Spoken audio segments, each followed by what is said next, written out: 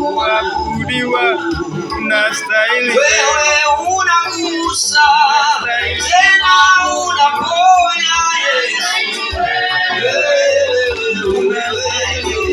Kuabudiwa, hakuna mwingine,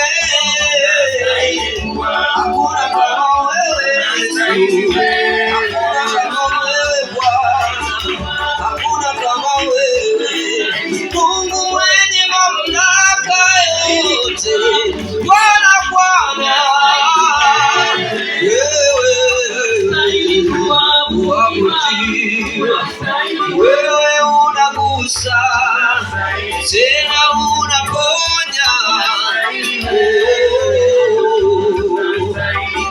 unastahili.